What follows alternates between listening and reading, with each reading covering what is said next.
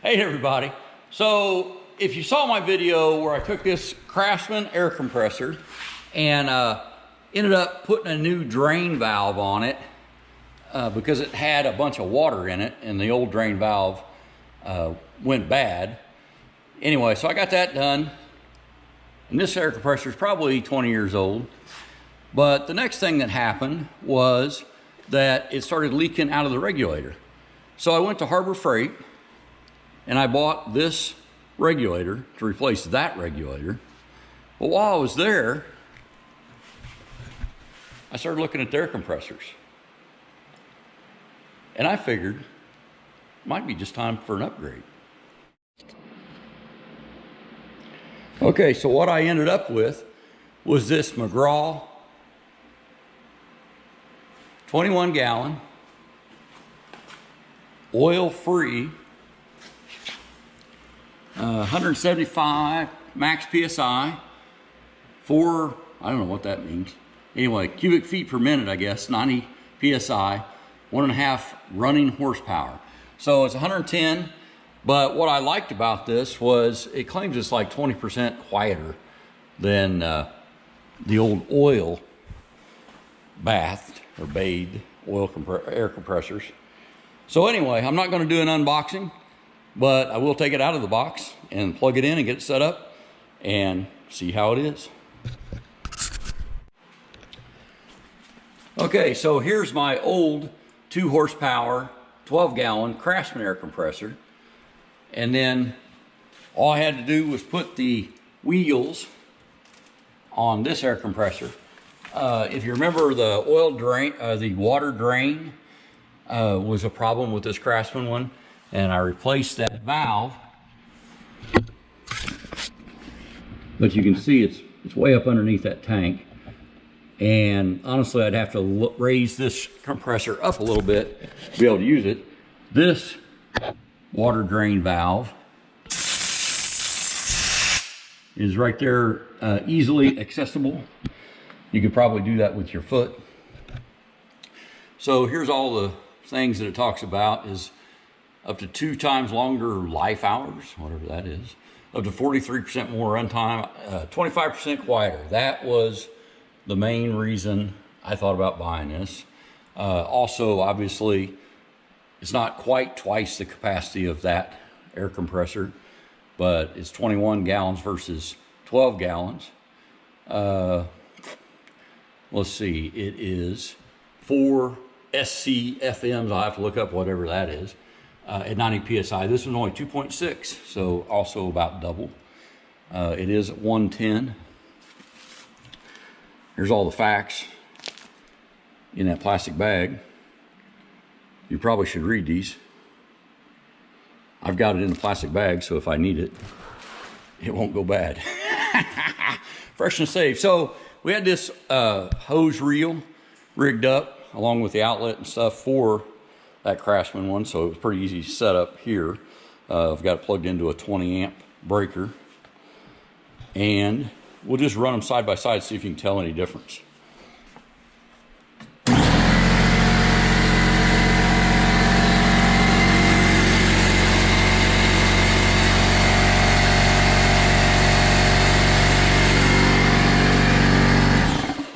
Okay, so I don't know if you noticed that or could see it, but this Craftsman one kind of walks all over the place when it's running.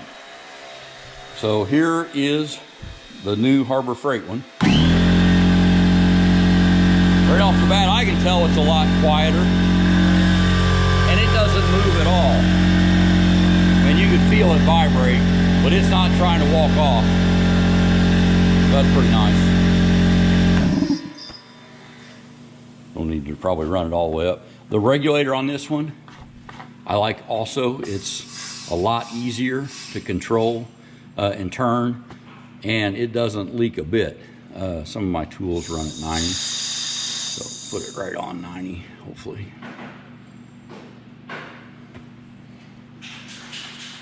Again, it definitely is quieter. Okay, it's already up. Clean air filter regularly or it voids the warranty, it says. So That's your little access patch, and I will read those instructions for that. But you have to clean the air filter on this, but it has no oil, so there's no maintenance there. I'd say I'm real happy with it. And we've got a sanding project where we're going to run some air sanders, so we'll see how it does. And we'll be back.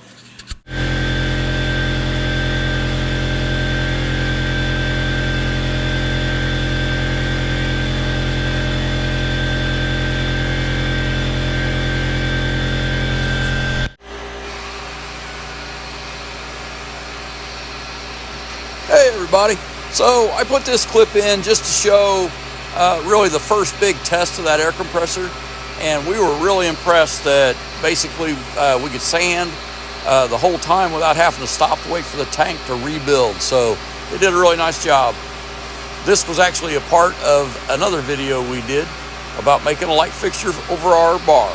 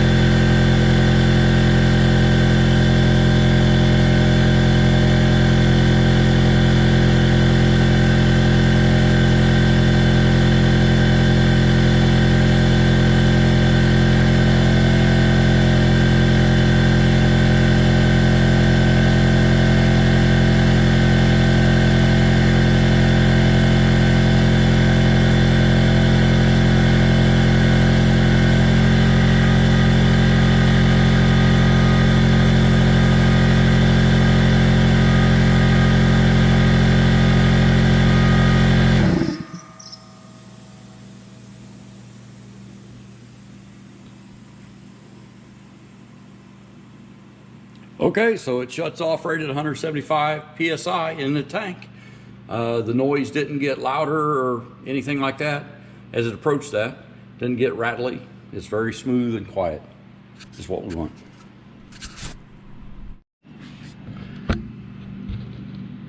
Okay, one of the maintenance points on this is to clean the air filter regularly or it voids the warranty. So to do that, you just need a screwdriver with a thin tip. It goes into that recess and lift up. Then simply pull that straight up.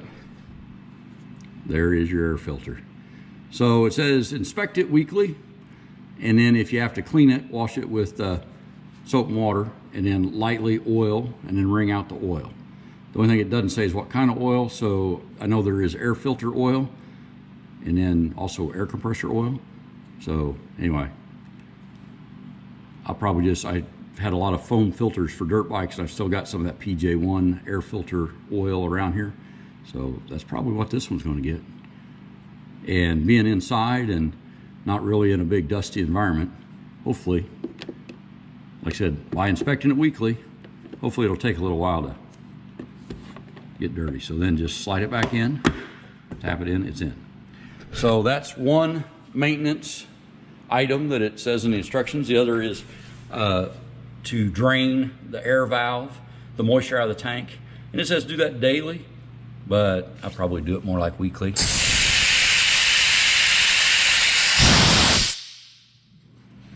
Just a tip on that, honestly, if you're gonna open that up and let it blow completely out, I'd put on some ear protection first, hearing protection first. So ear, hearing, whatever.